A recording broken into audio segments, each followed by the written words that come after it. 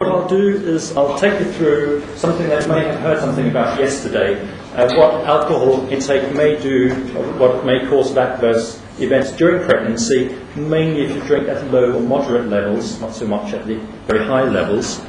And I'll also get through some of the methodological problems that you encounter when you read the literature and that you have to take into account when you try to assess what is the risk and at what levels is there a risk, if there is one.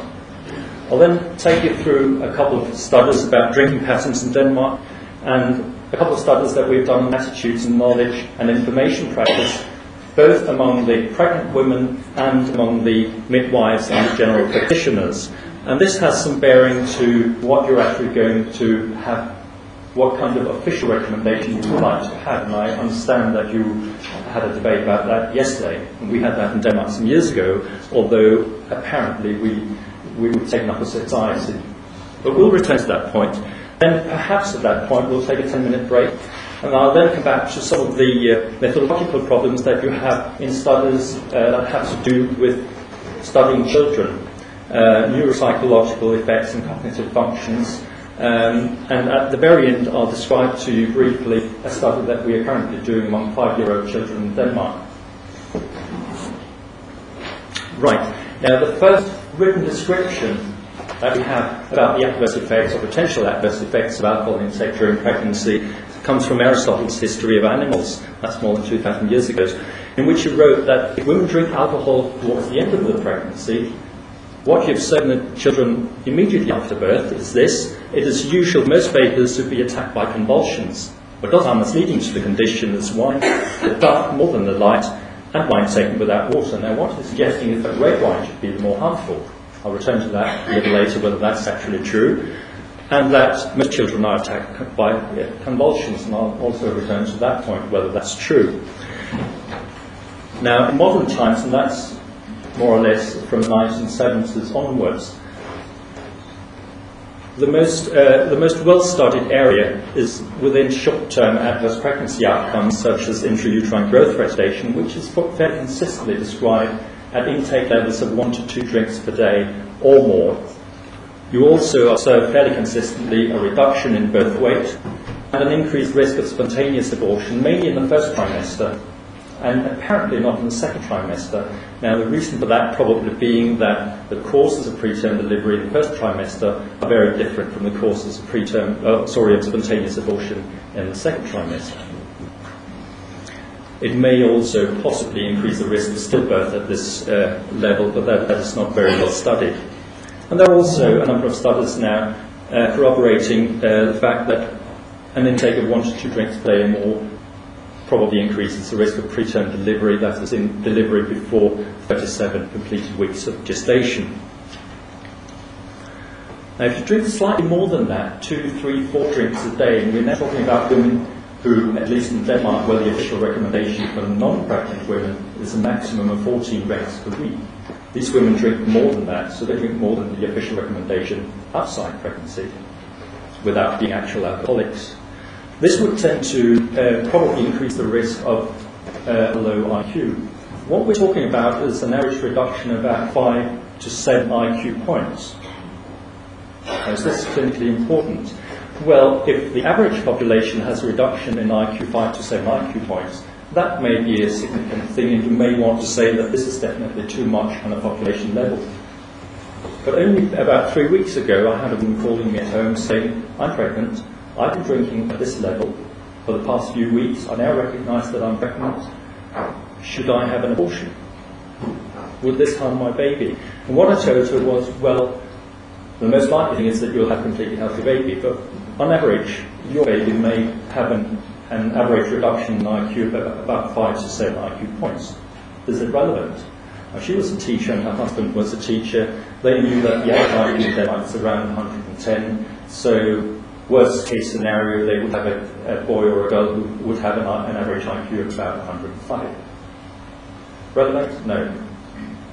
To them it was relevant, so that would not be an argument for having an induced abortion. So probably this matters if you're going to inform women who are going to be pregnant or who are pregnant that they should definitely not drink more than that, but if they've already been drinking at this level, certainly this is not an argument for having an induced abortion, and that's a different aspect. Now, drinking at this level has also been associated with attention deficit, various learning disabilities, and hyperactivity, well, at least certain aspects of attention. I'll return to the point about attention a little later, because that attention is not just one thing you can measure.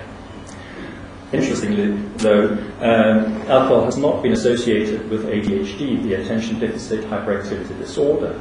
There are a few studies in that, and they don't really come up with any association. Actually, right at this moment, a PhD thesis is being defended in Denmark about ADHD, in which they're trying to validate the diagnosis, and they find absolutely no association between alcohol intake during pregnancy and the ADHD diagnosis.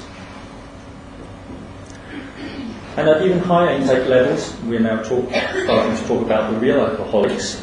Obviously, as all know, this is associated with an increased risk of the fetal alcohol syndrome, with the facial characteristics, the low birth weight and central nervous system abnormalities. Still, though, even among alcoholics, we're talking about an average of about 6% about children with the full fetal alcohol syndrome. You may observe an increased risk of mental retardation and the neonatal withdrawal symptoms, including seizures, by the way, and convulsions. So Aristotle was right about that children who were born to women who have had a very high intake in the last trimester may have convulsions or seizures. So he was right about that one. Now, if you start to look a little more closely at the follow-up studies on children, I'm not going to go through a lot of them. I've just picked 2 reviews. This is a review of 16 studies that look mainly at children with the fetal alcohol syndrome. They have been looking at attention, learning and memory, language, and executive function. Executive function that has to do with the overall planning and coordination of tasks. Now, what you see is that overall there seems to be, among children who have been heavily exposed to alcohol during pregnancy, there seems to be an association with attention, there seems to be an association with learning, but not with memory. Or perhaps there is slight association, but then not again. There may be one with language, and as for executive function, we don't really know, do we? And one of the things you start wondering about is, why are there these differences between the studies? Well, one thing you could think about is that if you measure, say, attention, you can do it in very different ways. Attention is can be measured in different subscales. Maybe they've just measured different aspects of attention. Maybe the children who have been tested here have different ages, and maybe alcohol affects the different functions differently at different ages, or there may be other reasons for it. Now, in another review, a subsequent review that's just a couple of years old, they looked at 9 studies where they had used, where all studies had used the same measurement scale, the Mental Development Index. Now, this is one test, well, different tests, but it all adds up to one index. Now, this is quite interesting. We look at these 9 studies that have followed children to various ages. If you looked at the children at 6 to 8 months of age, there was no association between alcohol intake during pregnancy and the mental development of the children at that age. If you then followed the children and looked at the children at about 12 months, you would find what most of you would probably expect, namely a negative association, that is, a high intake, about 2 drinks per day, or more than that. The children who had been exposed to 2 drinks a day or more during pregnancy performed worse than those who had not been exposed to alcohol. That's what you would expect. And the interesting thing is that once they grew up and became 18 months old, or 2 years old, you saw the opposite phenomenon. Those who had been exposed to very little alcohol, less than 1 drink per day, that is, alcohol intake on a weekly level, they actually performed better than those who had not been exposed to alcohol. And those who had been heavily exposed performed just as well as those who hadn't. So how do you explain this? Here they've used the same test. So what's going on? Obviously they are at different ages. Well, the thing is, once you start going through the studies, you'll notice that they have been tested, that the alcohol intake has been measured at different points in time during pregnancy. Maybe alcohol means something different depending on when during pregnancy you drink. And if you actually start to look at the Mental Development Index, although it's supposedly the same test, it focuses on different aspects, different sub-aspects of mental development at the different ages when you actually test children. So maybe alcohol affects certain subscales but not others. So when you go through the literature, you have to be very much aware exactly what they've been testing and what they haven't. Because otherwise you're going to find a lot of inconsistencies in the literature, or you may overlook the actual consistencies that are there.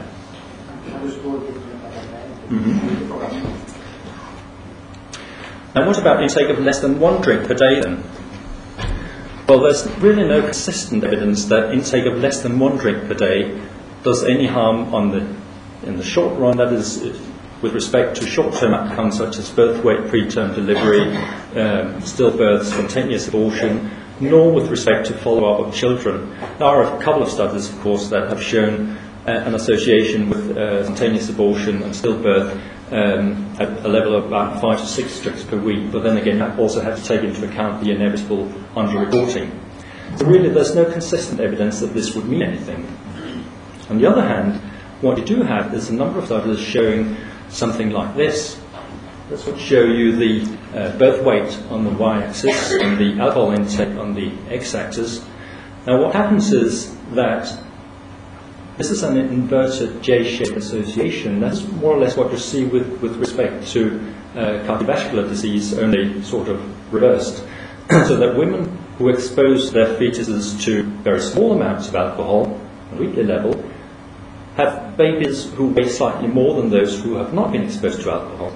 And when you drink on a daily level, they weigh less, as you would expect. Now this is a study about preterm delivery. It shows exactly the same thing. You have the risk on the y-axis, the risk of preterm delivery.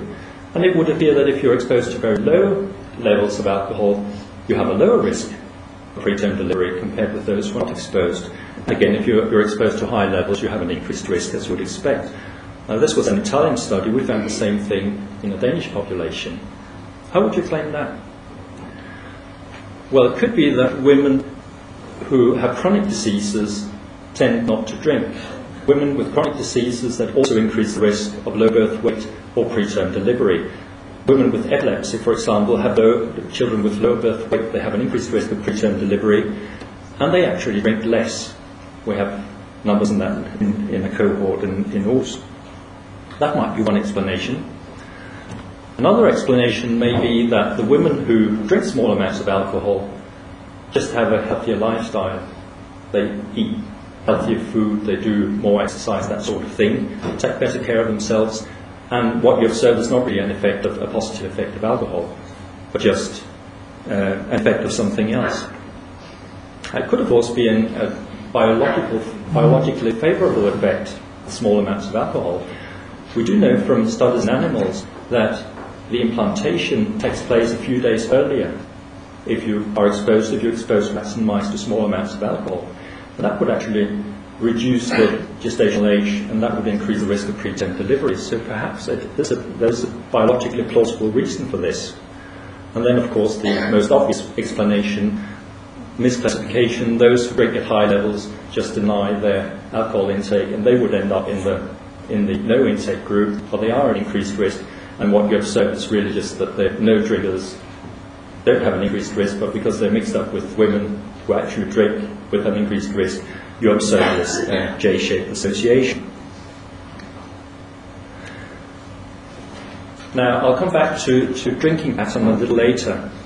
We know very little about binge drinking. Binge drinking is usually defined as intake of 5 drinks or more on a single occasion.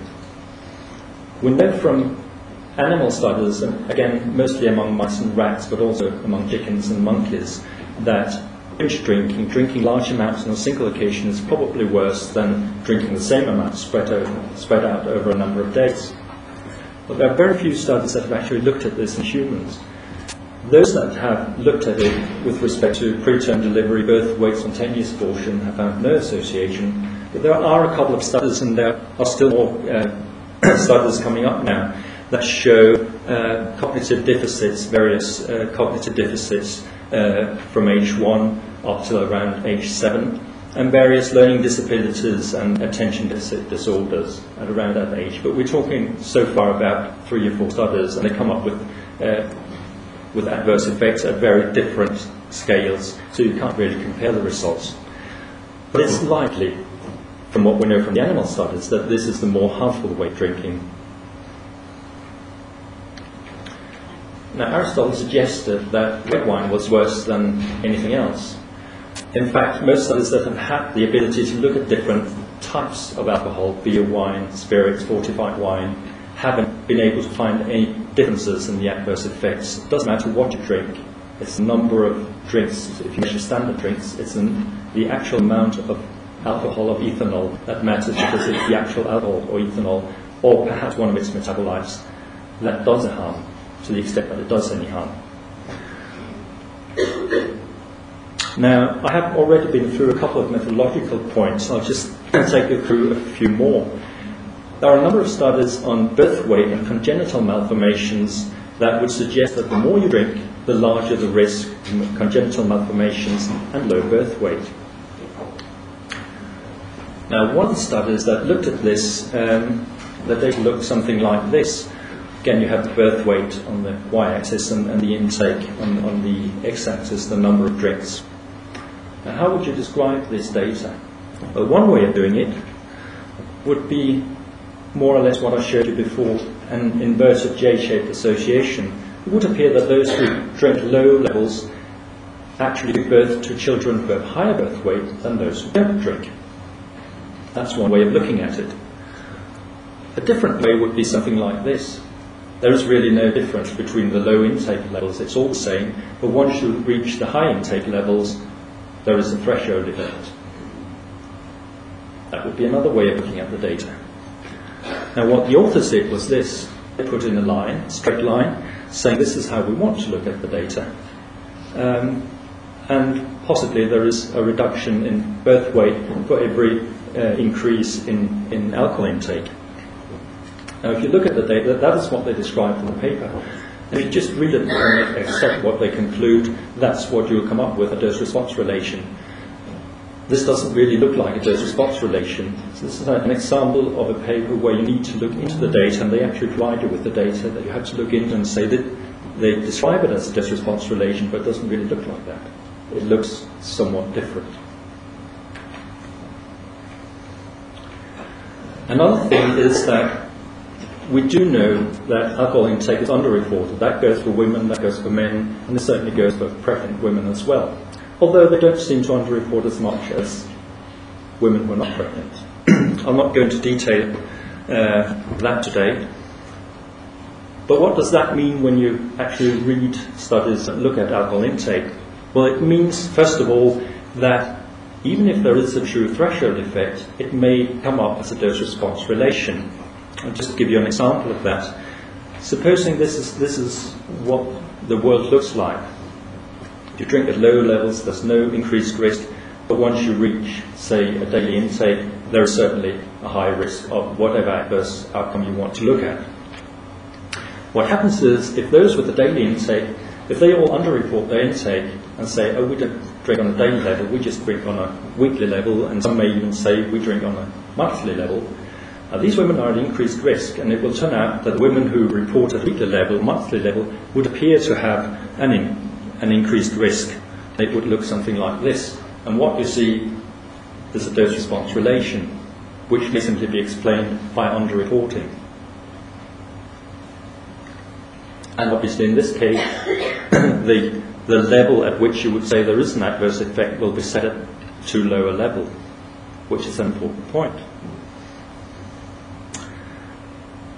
Right, so where are we at the moment? The point is that all the studies we have, short-term outcomes and long-term outcomes, they vary greatly with respect to a number of things that you have to look at once you go through the entire body of literature. They use very different ways of collecting the data with respect to timing of alcohol intake. Some ask about alcohol intake in early pregnancy, some in mid-pregnancy, some in late pregnancy. Maybe it means different things at different times during pregnancy, and we actually don't know anything about that, or very little at least. Very few give any information about the duration of alcohol intake, probably because they only measure it at one particular point during pregnancy. And they use very different methods for obtaining the information. Some use personal interviews, some use self-administered questionnaires, some use telephone interviews, some use just one question saying how much do you drink on average per week, something like that. Others use a whole battery of questions, and you get very different levels of intake depending on the method you use, how you collect your data. If you're looking at children, how they perform, it probably depends on the age at which you test the children, so you need to look into that, and you need to look at the actual test battery. What aspects of the neuropsychological development are they actually focusing on? I'll return to this point at the very end. Now, with respect to the short-term pregnancy outcomes, the results are fairly consistent with respect, as I said, to birth weight, preterm delivery and spontaneous abortion. But when it comes to neuropsychological development, in fact, most of the studies are very inconsistent in the sense that they come up, as you will see, they've described associations with almost all types of neuropsychological functions. But once you start digging into the actual functions they're looking at, you'll find one or two papers describing association with one type of neuropsychological domain, and others describe associations with other neuropsychological domains, but they don't agree with the previous papers. So it's very hard to find any consistency in the findings, but you find lots of papers that describe associations that just can't agree on what type of association may be there, which would make some people think that some of it may just be chance findings. So really what we are still looking for, at least for the follow-up studies on children, would be studies that look at low to moderate alcohol intake, and that would be studies that look at alcohol intake on a weekly or even monthly level, and low daily intake, specifically binge drinking, because that's what we know very little about, and even more so timing of drinking. Studies that have the possibility to look into the time when, does it matter what time during pregnancy the mother has been drinking, not just any amount during pregnancy, because that means that you have to propose that the alcohol intake is on average the same throughout pregnancy, which is not the case. And again, we also need a number of studies that focus on methodological issues. Right. Drinking patterns. Now this is data from 1998. That is at a time when in Denmark the official recommendation was to drink during pregnancy. Now women who are not pregnant, that is before they were pregnant, 95% of them would say that yes, we did drink alcohol to some extent. But once they become pregnant, they cut down on their alcohol intake, but still some 70% or even more than 70% drink alcohol during pregnancy. This is data from the second trimester, so they certainly knew that they were pregnant at this time. Mind you though, they drink at very low levels. Most of them drink on average a maximum of 3 drinks per week. Now later on, I'll return to that a little later, in 1999 the official recommendation in Denmark was slightly adjusted. So rather than saying don't drink, it was suggested to don't drink, but if you drink, and 70% of them do drink during pregnancy, drink no more than 1 drink per day in order to avoid binge drinking, and don't drink every day. So we handed out diaries that they were to fill in during the 2-week period, and we're still in the second trimester, so they still know they're pregnant. And during this 2-week period, how many times did they drink? More than 1 drink on any occasion when they did drink. Well, a total of 25% of the women actually reported that they drank more than 2 drinks on a single occasion. Mind you, this was still at a time when the official recommendation was don't drink. And what about binge drinking? That is still defined as 5 drinks on a single occasion or more. Well, this is the proportion of women who report binge drinking during each of the weeks during the first 20 weeks of pregnancy. Now, as you can see, during the very early weeks of pregnancy, a lot of women report binge drinking.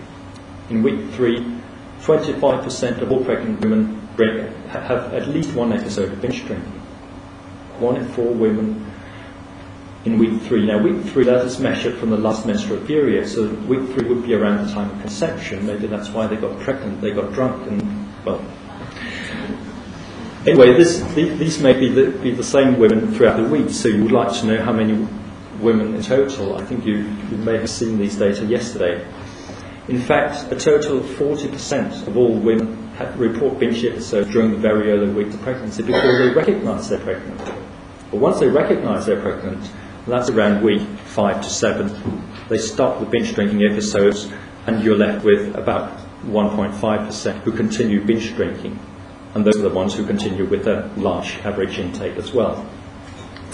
If you measure it from the last menstrual period, it would be even 50% who report these binge episodes. So that's quite a lot of women.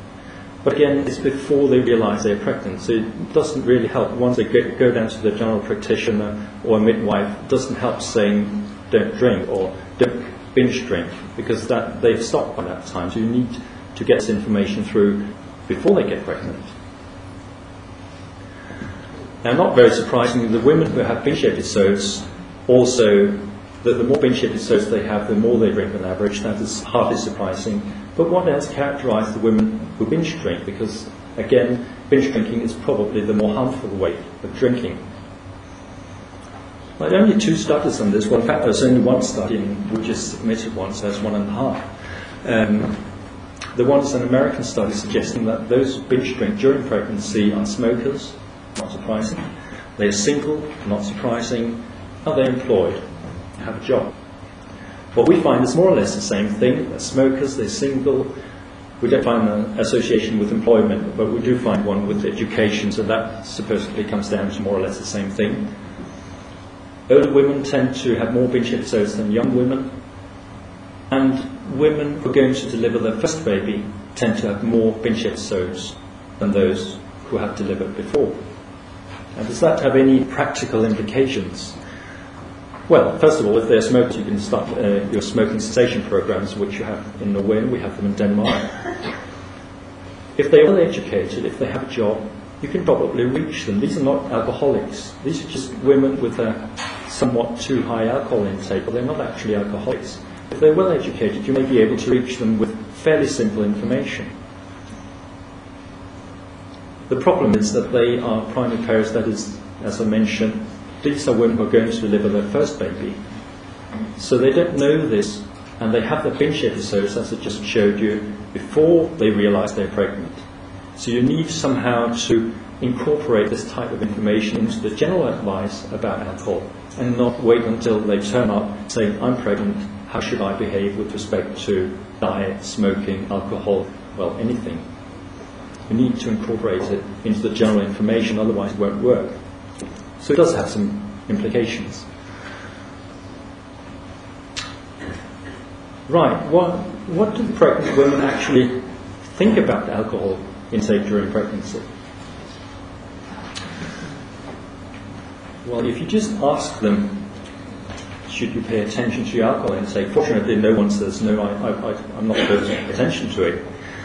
The interesting thing is that only 25%, again, these are data from 1998. So I can tell you that later data that we haven't published yet come up exactly the same. Only 25% say you should abstain from alcohol. The remaining women believe that to some extent it's all right to drink during pregnancy. Now, the more they drink, the more they say it's okay to drink. That is hardly surprising, but that's what the data show. Some of you might ask, what does a drink once in a while mean? They say it's all right to drink once in a while, it's all right to drink occasionally. That's quite a substantial number, 1 in 7 says that. What is a drink once in a while? Well, again, that depends how much you drink. If you drink very little, an occasional drink, or a drink once in a while, means drinking on a monthly level, more or less. That's what 1/3 of them say. The majority of them, about 2/3 of all the pregnant women, say that a drink once in a while means drinking once or twice a week. So if you give precise information about how much they drink, they'll drink what they think is appropriate. And that may not be what you think is appropriate. A drink to me once in a while, before I looked at the data, I thought a drink once in a while would be once, twice, perhaps 3 times during the entire pregnancy. But that's not what they think. Mind you, one small detail, I was sent a questionnaire from a Russian study that is going on at the moment in St. Petersburg. Well, they were going to ask this type of question as well. The difference between the study that we did and the study that they're doing at the moment is that they actually showed the potential answers to the women before they answer. We didn't do that. And the answers they could give, or at least the last version I saw, was when they were asked, how are you going to behave with respect to alcohol? They could give answers such as, I want to stop drinking, I would like to stop drinking, but I can't. I really would like to stop drinking because I know it's harmful to my baby, but I'll probably only manage to cut down. That sort of answer. So what are they going to conclude? Well, obviously they're going to conclude that all women in Russia would like to cut down on their alcohol intake, because that's the only option they've given. Some way of answering that they wanted to cut down. But if you ask them fairly open-mindedly, this is what they really believe, at least in Denmark. And they ended up in the Russian questionnaire to actually put in options saying, also, well, I just think it's okay to continue the way I do. So if you read these type of papers, you also have to be aware how did they ask the questions and what types of answers were provided, if any. Right, with respect to binge drinking, which again is thought the more harmful, they believe that that is harmful, which is good. Now this is a tricky one.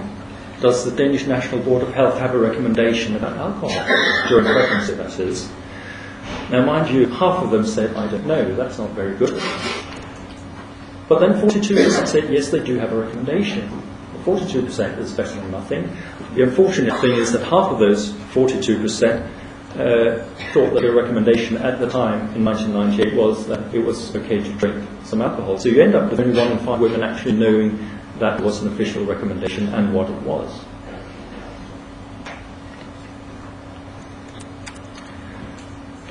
Now, with respect to any sort of recommendation, it's usually given in drinks, standard drinks. So you'd also like them to know what standard drink is, do they?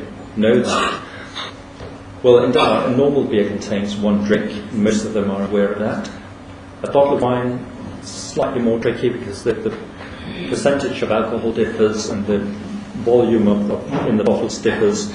But a bottle of wine would contain somewhere between 5 and 7 standard drinks, depending on the size and the alcohol content. Fortunately, although most of them do know, still a great majority don't know exactly how much a bottle of wine contains, but fortunately most of them don't know to the right side, so to speak. They think that a bottle of wine contains more standard drinks than it actually does, which would mean that they probably drink less than they should. So it doesn't really make any difference. Now there isn't any difference between the effects of wine and beer and spirits, and still you have 70% believing that that is the case. In fact, most of the women who drink during pregnancy drink red wine, which they believe is the most beneficial. Where do they get this information?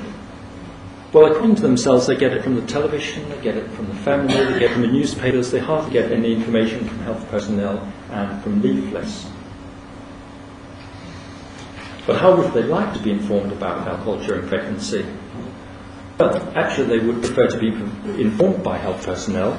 70% say they would like to be informed, maybe by midwives and general practitioners. Only 2% said obstetricians, so don't count on them.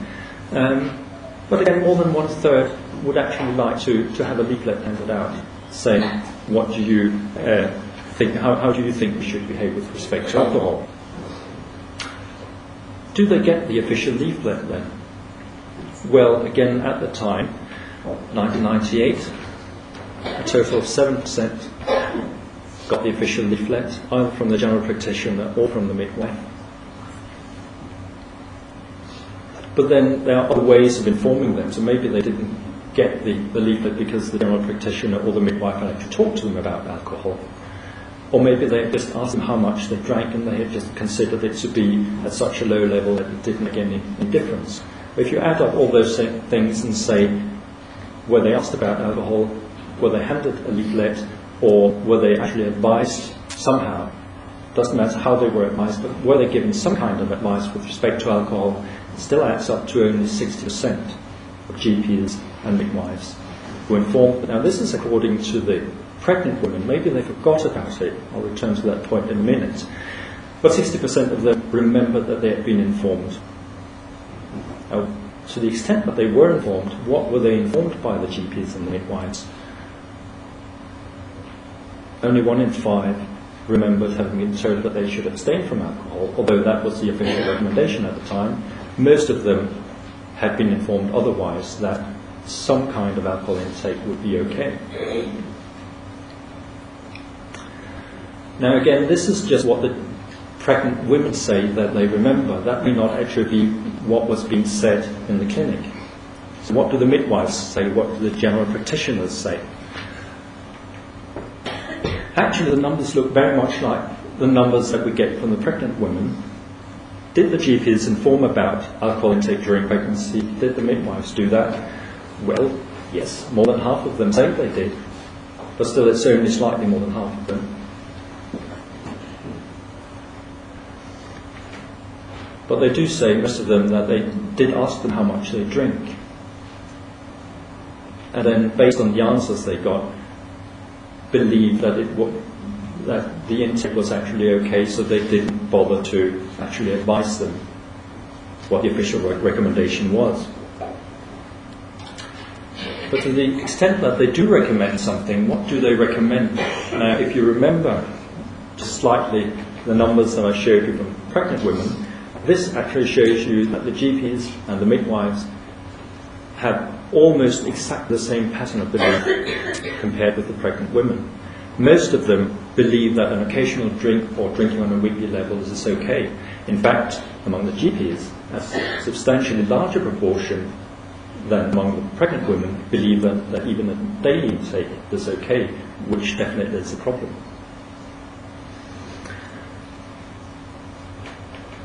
Now, maybe this is just a Danish phenomenon. We do drink a lot in Denmark, well, some do. But there is, in fact, an American study showing that they use anonymous questionnaires that half of the American obstetricians believe that even intake of 4 to 5 drinks a week doesn't cause any adverse effects during pregnancy, and that's what they advise the pregnant women. So this is not just a Danish phenomenon with regard to the information practice. So, getting back to what you probably discussed yesterday, until 1999 in Denmark we had an official recommendation saying don't drink during pregnancy, don't drink alcohol, that is.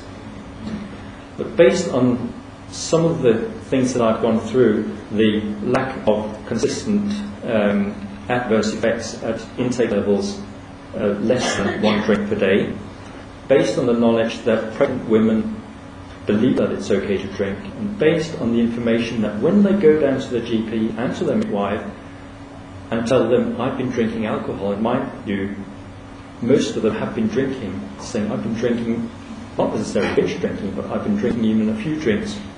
Does it matter? Then they're told by the GP and the midwife that no, it doesn't really matter. As long as it's just a few drinks, it doesn't matter. But once you've told them that it doesn't matter, does it make sense then to say it doesn't matter, but you shouldn't drink? Because if you then say you shouldn't drink, then you also say it does matter. So either you believe that it does matter, and then you have to tell them that it matters, and maybe it will damage your child, and then you'll have to argue your case. Or otherwise, you have to say no, as long as it's not on a daily basis, and as long as it's not binge drinking, there's no consistent evidence to suggest that it does any harm, so it doesn't matter. But then you also have to tell them where the limit is. So, very briefly, that was the reason for changing the recommendation, which is avoid alcohol in pregnancy if possible. But then again, only 20-30% do that.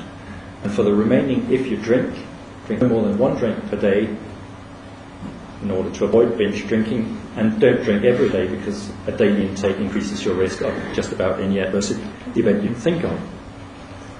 Now, what happened? Some people were quite scared that this would increase the intake. What happened was, interesting, quite the opposite.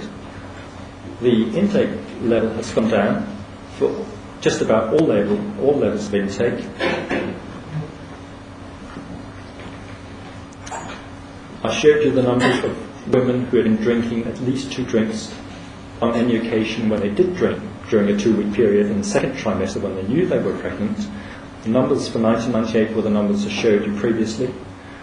The numbers on the right are the data from 1 to 1.5 years after the recommendation was adjusted, and again, you still have around 15% saying that they drink more than one drink when they drink, but still less than the 25 we started out with. Binge drinking in very early pregnancy, before they realize they're pregnant, is unaffected, as you would expect, because this is the type of information they're given once they turn up and say they are pregnant. But the proportion of women who report binge drinking during pregnancy in the second trimester has gone down from 1.5% to 0.5%. Now, whether this is due to the change recommendation or due to other factors, I can't tell you. Well, not yet anyway, because I'm looking into it right now. But this is sort of what's going on with respect to the actual intake levels. How you would explain this reduction in intake, which is definitely there, I'll probably be able to tell you in a few months' time. Still, though, there's a long way to go for all the women who would like to be informed by leaflets. 7% got the original leaflet before the recommendation was changed. A brand new, very, very, very lovely, colourful leaflet was printed when it was adjusted, and, well, twice as many get it now, but it's still a very low number. Right, now I promised that you would get a 10-minute break, and I think we'll take that now.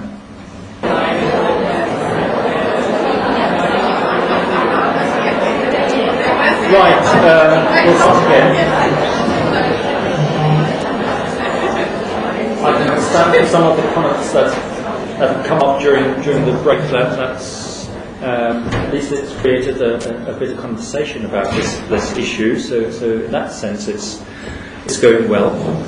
Now, what I'll do briefly here after the break is I'll describe to you a study in 5-year-olds that we're currently doing in Denmark. But before I do that, I'll just take you through some of the methodological problems that you encounter when you start doing that sort of study, which also applies to all the studies that have already been done in this area. If you want to look at cognitive function, social function, that sort of thing, well, first of all, you have to define what you want to look at. Do you want to look at cognitive functions? Do you want to look at social function? Do you want to look at emotional effects? If you want to look at cognitive function, you then have to decide what type of cognitive function do you want to look at. Do you want to look at receptive function, that is the acquisition of information, the perception of it? Do you want to look at thinking? Do you want to look at speed of information processing? Do you want to look at expressive function? Do you want to look at executive function, that is planning and coordination of tasks? Do you want to look at learning? Do you want to look at memory? Do you want to look at attention? These are all very different aspects of cognitive function.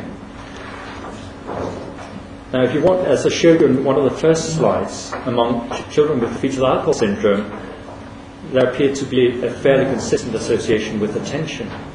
So you might want to look at attention if you want to look at low intake levels in binge drinking, to see if there's anything coming up at low intake levels. But even if you want to look at attention is not just one thing you can measure. Do you then want to look at selective attention, that's focused attention? Are you able to actually focus your attention on what I'm saying? Are you looking at something else? Could be different reasons for that. Maybe it's just boring. I'm not going to that. Even if you're able to focus your attention on what I'm saying, are you able to sustain the attention, keep the attention focused for a longer period of time, which is a different aspect of attention? There's also something called dual attention. That's the small wine glass there, signaling that this is what is also called the cocktail party phenomenon, that you can actually talk to someone and focus on and keep your attention focused on what someone else is saying, and at the same time you're listening to what someone else elsewhere is saying. Again, this is the third aspect of attention, and even once you've looked into these three aspects, you can start looking at whether it's spatial attention and whether it's verbal or non-verbal attention. So what do you want to measure? These are all very different ways of measuring attention, and the same thing goes for all the other cognitive aspects. So once you find a test that measures, say, attention or speed of information processing or any other aspect, you need to look at whether it actually differentiates between the different aspects that you may or may not want to measure, or if you're reading papers that others have been writing, what exactly are they measuring? In this case, what type of attention are they measuring, and could that account for the differences, the different results they come up with? And very often you would like to compare it with test norms. Do they exist? Just one small point. A lot of papers describe the association between alcohol intake and IQ. Now, the IQ test for children, for 5-year-olds that we're testing, we don't have test norms in Denmark. We rely on Swedish norms, which are probably quite good, but we don't have norms in Denmark for IQ among children. You have to choose whether you want to test general aspects of cognitive function or whether you want to look at specific cognitive functions. And especially when you're going to test children, you need to look at the time problem. Children get tired much more quickly than adults, so you can't really make them concentrate for a very long time. So you can only have very few tests, a fairly small test battery. So you really have to think for a long time what exactly you want to measure, because you can't measure everything, or even if you might want to. So what did we decide to do? Well, we wanted to look at low average alcohol intake, that is intake on a weekly level, and neuropsychological development. I'll tell you exactly what we mean by that. We also want to look at binge drinking, and we specifically wanted to look at binge drinking, including timing of binge drinking. That is exactly what week during pregnancy did they have their binge episodes, and then alcohol intake and growth. Now, we used the Danish National Birth Cohort for this study. It consists of 100,000 pregnancies. Each woman may contribute more than one pregnancy to the cohort, and the children that they have delivered. The data that we have on alcohol intake are collected during 2 telephone interviews prenatally, around week 12 and week 30. That's calculated from the last menstrual period. And we also have information from postnatal interviews. Now, with regard to binge drinking, this is one of the really intriguing thing about the study, that's what we believe anyway, is that they have actually been asked, this is presumably the only study so far worldwide that has this type of information, but the women have been asked, try to think of your entire pregnancy, including the first weeks before you knew you were pregnant, that is the 2 weeks before conception. How many times have you been drinking 5 or more drinks on a single occasion? And if they say 1, 2, 3 or X number of times, then how many weeks pregnant were you? And some of you may think, well, they don't remember. In fact, they do remember. We've made a couple of methodological studies on this. They do remember. So we have the information on binge drinking. We have the information on timing. Can you see that? What we've done is we have a lot of women who either say they haven't been drinking on average, or they've been drinking fairly low amounts, 1, 2, 3, 4, up to 9 drinks a week. So that would be intake mostly on a weekly, not a daily level, because that's what we're interested in. And then in each of the average intake groups, we look at women who've had binge episodes to varying degrees at different points in time during pregnancy, to see what comes up. So we're both able to look at low average intake. We're not looking at alcoholics. We're not looking at women with high daily intake. Lots of other people doing that. We're looking at low average weekly intake. And we're looking at binge drinking, and we're looking at time of binge drinking, whether it matters when you drink.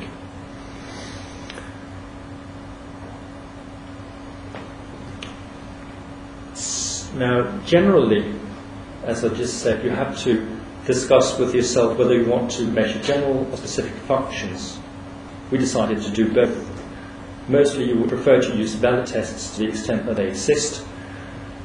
And in order, because this is a nationwide study, it would simply be logistically impossible to have the children come in more than once. So we have one shot for each of them, and a maximum test time of 3 hours. After 3 hours, it just tired out. We've worked that out in a couple of pilot studies.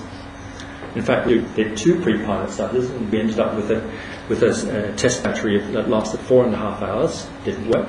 Cut it down to 3.5 hours. It didn't work. And we ended up with a pilot study of 25 children that lasted 3 hours, and that finally seemed to work, except for a few things that meant that we had to do a post-pilot study as well. In fact, we've been doing 2 post-pilot studies. So we've been doing 5 pilot studies in total, but it works now. So this is what we measure. General IQ as the standardized test for WIPC. We measure executive function, social skills, general developmental status, and maternal IQ, because very much your IQ is inherited from your parents. So you need to take that into account. Now you'll notice that I haven't put up the tests that measure attention and reaction time, because there are no such tests for 5-year-old children. Not valid tests anyway. Still though, based on what we know from children with the fetal alcohol syndrome, this is something that we really want to measure. So what do you do if you can't measure it? Well, you make a test that can measure it, and you validate it. So we did that. I'll just show it for one of the things, the information processing reaction time thing, starting with a theory that dated back to the mid-60s. Saul Sternberg suggested he showed people a number, digit, for example 7, and you would show them X number of digits, 2, 3, 4, 5, say the number that you just saw, is that among the digits I'm showing you now? And the point is, the more items you had to look at, the more digits you had to look at to see if the one digit you saw was among them, the longer it will take for you to process the information. It takes a longer time to look at 7 digits than just 2 digits. And the point is, if the number that you just saw is among the numbers that you're showing afterwards, then you will react faster than if it's not there, because if it's not there, you have to go through it twice or 3 times before you actually say, no, it's not there. But once you see it, you'll just press a button and say, yes, it's there, so you'll react quicker. And it looks more or less like that. Now, the point is that among 5-year-olds, at least in Denmark, you couldn't expect them to know the digits. They can count 1, 2, 3, 4, 5, but they don't know what the digits look like. Not all of them anyway, so you can't rely on that method. But the theory is good, so, and the background is that the point is that alcohol probably affects the myelin sheaths around the neurons in the brain. So if you lack some of the myelin in the brain, the speed of information processing will be slower than if you have your myelin sheath, if you have not been exposed to alcohol. So we suggested that there might be a difference both in the slope and in the levels if you had been exposed compared with if you had not been exposed, even at lower levels.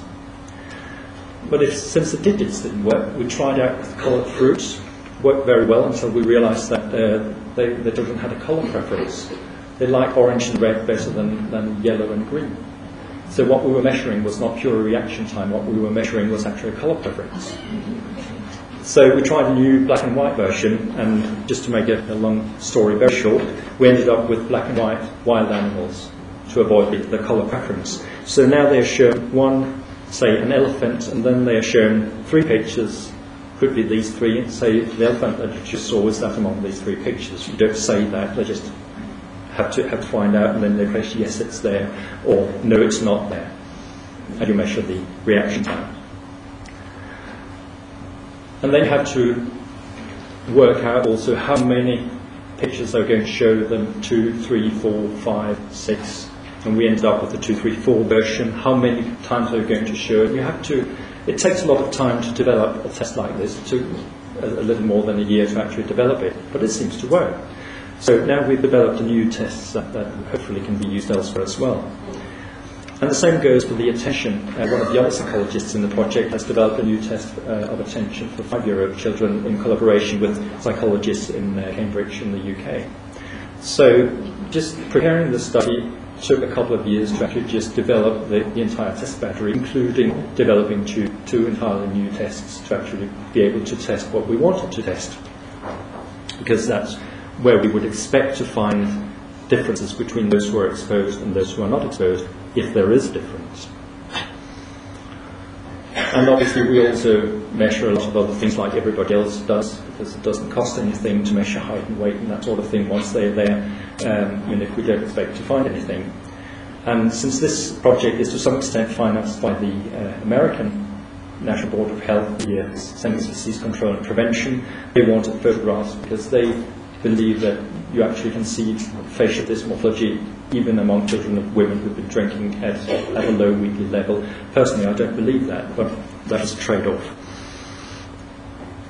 Now, all the psychological tests are being performed by trained psychologists, and all the motor function tests are being done by physiotherapists. We do all the tests in 4 different sites in Denmark. 1,500 children in total are being tested over a period of 5 years. Most of them in Copenhagen and Aarhus, and the rest in Odense and Aalborg. And 2 weeks ago we just passed Charlton with 500, so we're about 1/3 through. We contact them by mail and phone them, tell them about the project, make them a questionnaire about their general behaviour, and then they come in for the test session. We pay them 500 kroner compensation for work time lost. We pay their travel expenses, and the children get a voucher for a toy shop, which apparently makes some people say yes in order to please the child. Now, we expected a participation rate in this study of about 50%, which was slightly lower at the beginning of the study, around 45%, but it's gone up over the years. We started in September 2003, that's near 2 years ago, and it's staying at around 53% now. Evenly distributed among all the alcohol categories, which is quite fortunate. What you might suspect is that all those who don't drink, or those who drink the least, will participate, and those who had the most binge episodes wouldn't participate. But they all seem to participate well, around the 50% that we hoped for. And obviously, the feedback we give them is the presentation of the results. The psychologists and the physiotherapists tell them if there is anything they should be concerned about. Now, mind you, all these women and their children usually perform within a normal range. Obviously, some perform better than others, but they perform fairly well. Those who don't are then referred to the local psychologists, depending on what they do in that region. Right, that was just a brief follow-up.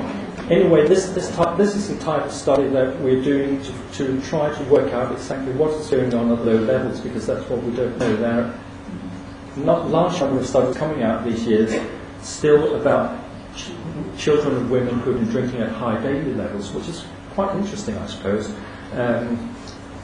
But we do know that to some extent daily intake is risky. What we know less about, and what we may disagree about, is whether it matters if you drink on a weekly level or even a monthly level. And we certainly know extremely little about what binge drinking does, and if it does any harm, and if so, at what periods of time during pregnancy does it do any harm. And we're specifically interested in knowing if it does any harm during the very early weeks of pregnancy, when most of the women who do have binge episodes have these binge episodes. Because they come to the GP, they come to the midwife, they ask the obstetrician, does it matter? And with regard to binge drinking, the answer is we really don't know. So we want to find out. Right, now as I could understand from you during the break, some of you would like to either ask questions or just comment on what I've been saying.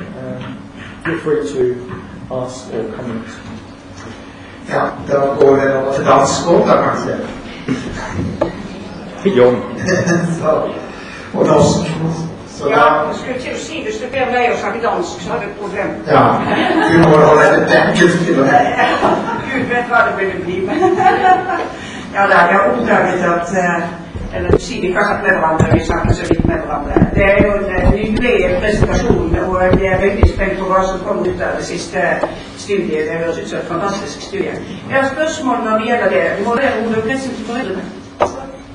En gang til. Hovedpressen til foreldrene? Ja. Det gjør det. På et ordfag? Nei, det kan vi ikke, men det er noe annet der vi gjør. Ja. Ja. Altså, det blir gjort i dette studiet? Ja. Ja, veldig flott. Hva jeg lurte på, altså jeg kan tenke meg at man blir forvirret, for jeg tenker at vi har sagt forskjellige ting, men i prinsippet er det sånn at vi har sagt det samme. For vi har nemlig sagt at 2 drinker om dagen gir sannsynligvis long-term kognitive og atferdsproblemer. Men vi har ikke uttrykt det samme når det gjelder 1 drink eller mindre. Og hvis med det er, at du siger, at det er ikke sikkert, at det gjør noe. Men jeg sier at det ikke er sikkert at det gjør noe, betyr at vi ikke vet at det ikke gjør noe. Og det finnes en del studier som suggererer at det har effekt, at det er en doseresponseffekt, at det ikke er noen sikker undre grense. Og hvis man tar det sammen med noe du ikke har snakket om, nemlig 2000 dyrestudier på hjernen i alle stadier av svangerskapet, hvor vi vet at det er toksisk på alle stadier av hjernens utvikling, så vil hver eneste drikk kunne gjøre noe, i prinsippet. Det kommer an på hvor mye reservekapasitet du har ved hvert øyeblikk i hjernens utvikling. Så hva du forsøker nå å bevise er om de gjør noe eller ikke. Og jeg synes det er litt synd at de er så gamle. De var så unge, de skulle vært eldre. De skulle vært 10-15 år hvis du leter etter virkelig long-term konsekvenser. Så du må følge det opp til neste 10 år. Ja. Ja. Så nu bliver jeg nødt til at få lov at fortsætte om det. Jeg bliver nødt til at kommentere, når du siger, at jeg forsøger at bevise noget. Hele pointen er, at man kan aldrig bevise, at alkohol eller noget som helst andet ikke er skadeligt. Det kan man aldrig bevise. Det vil altid bero på, at man siger, hvis det ene studie efter det andet ikke kan vise, at der er en sammenhæng, så må vi på et eller andet tidspunkt drage nogle konklusioner og sige, hvis de ikke kan vise, at der er en sammenhæng, så tror vi heller ikke, der er noget. Og det ændres, og der er pointen jo så, at hvis man har 10, 15, 20 studier, der viser, at det ikke betyder noget, så betyder det heller ikke noget, at der kommer et studie, der pludselig viser, at der er en sammenhæng. Fordi hvis man undersøger den samme ting tilstrækkeligt mange gange og bliver ved med at undersøge den, så der altid, på grund af tilfældig variation, men der altid kommer mindst et studie, der viser det modsatte af alle de andre. Altid. Men pointen er stadigvæk, at man kan aldrig bevise, at der ikke er en sammenhæng. Man kan højst blive ved med at vise, at der ikke er en sammenhæng, og så må man vælge at sige, hvis man ikke kan vise, at der er en sammenhæng, så er der nok ikke nogen sammenhæng. Der er spørgsmål om det er rigtigt. Altså det er forskellige meninger, også internationalt, om akkurat det poenget.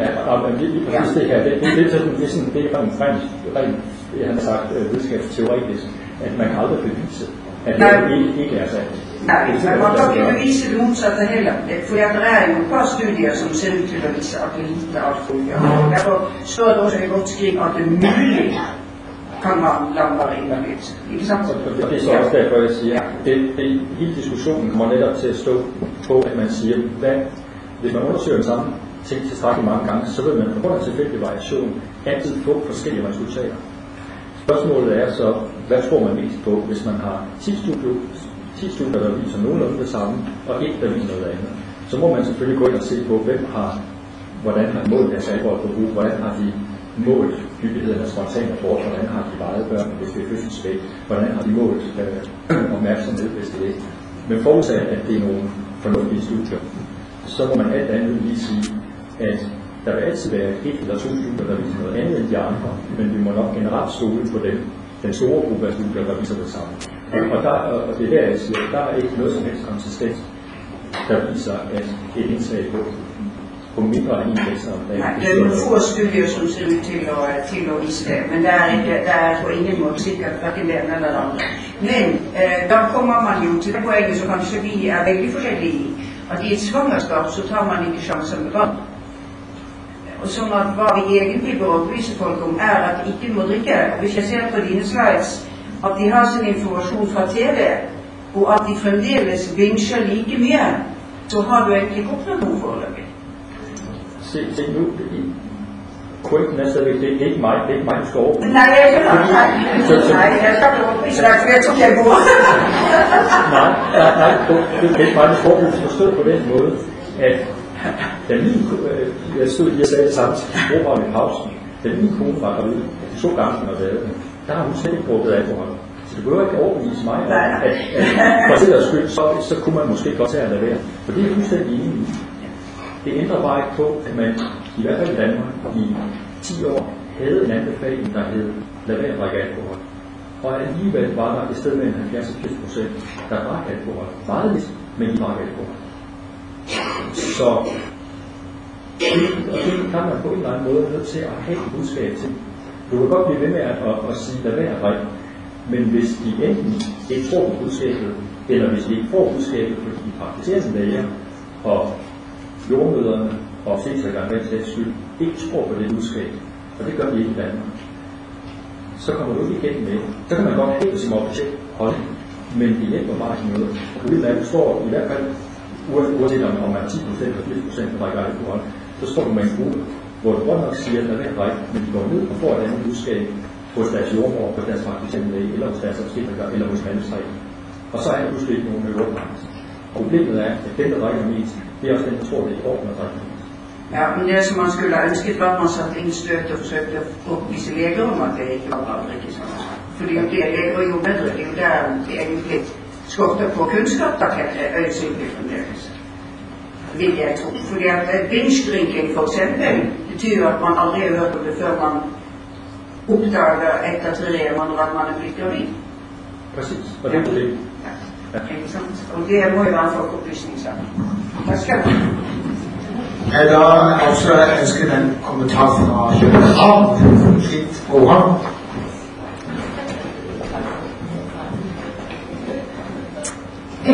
Når danske kvinder de alligevel drak alkohol, selvom man havde anbefaling om, at man ikke skulle drikke alkohol, når man var gravid, så er det jo givetvis en afspejling af den danske alkoholkultur, som jo også sidder i hovedet på en hel masse sundhedsprofessionelle.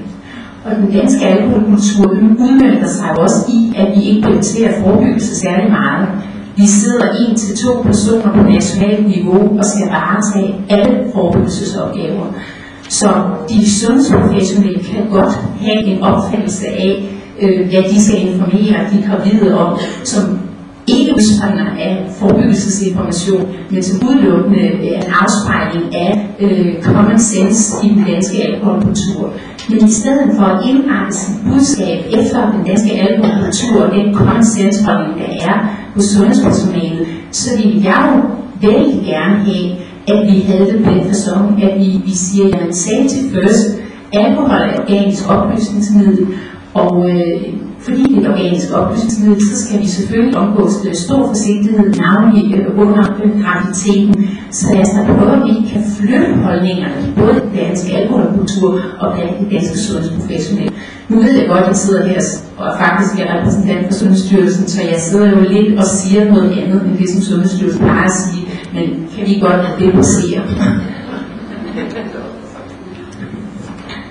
Du har selvfølgelig igen i princippet ret, at som jeg også sagde til dig i pausen, pointen er ikke, at man skal indrette sin politik efter, hvad folk synes, og så gøre det. Man skal primært indrette det efter, hvor evidensen ligger. Og der kan man så diskutere, hvor meget vægt man skal lægge på de 2-3 studier, 4 studier, der har fundet en effekt på et niveau omkring 4-5 genstande om ugen. Men lad nu lige det ligge i første omgang. Jeg tror stadigvæk, at de store problem bliver, hvis du vil melde det. Altså, man kan melde ud, hvad man vil. Det er sådan set uproblematisk. Problemet er, hvordan de praktiserende læger og jordmødre, og ikke så meget obstetrikere i Danmark, vil opfatte, hvis man vender tilbage til den anbefaling, man hele tiden har. Grundproblemet er nok, at de dybest set ikke tror på det. Og de vil vende tilbage til, hvad ligger der af evidens, og den helt overvældende del af evidensen peger i retning af, at det er et dagligt forbrug, der er skadeligt, og ikke et ugentligt eller månedligt forbrug. Og deres argumentation er fuldstændig den, jeg lige prøvede at sige før. Man kan aldrig bevise, at det ikke er skadeligt. Men så længe man har 150 studier, der viser, at det ikke er skadeligt at drikke på et ugentligt niveau, og du så kan komme med 4 eller 5 studier, der viser, at det måske er det, så tror vi på de 150 og ikke på de 4. Og så kan du blive ved med at melde ud, at jeg synes alligevel, at man skal være på en sikker side. Men de sidder med gravide, som kommer og siger, at de har drukket, og som jeg prøvede at sige tidligere også, hvad skal man sige til dem? Ja, enten så siger man, at det betyder ikke noget. Men så har man også sagt, at det er i orden at drikke en vej en lille smule, og så er man nødt til at definere for dem, hvor meget den lille smule er, for at de ikke bare selv til at drikke det, de synes. Eller også så må man være konsekvent og sige, ja, ved du hvad, det er en skam, du har drukket 1 eller 2 genstande i starten af graviditeten, det er måske skadeligt. Fordi ellers, nej, du ryster hovedet, fordi sådan, men det er jo sådan, det fungerer i praksis. Når man sidder med dem, og de kommer, og jeg også selv en forsæt på inden for obstetrikken, så ja, man sidder jo med og får den oplysning, og de spørger, om det betyder noget. Og der må man vælge side. Og langt de fleste vælger at sige, nej, det betyder ikke noget. Og det er faktisk også der evidensen ligger, at det betyder ikke noget.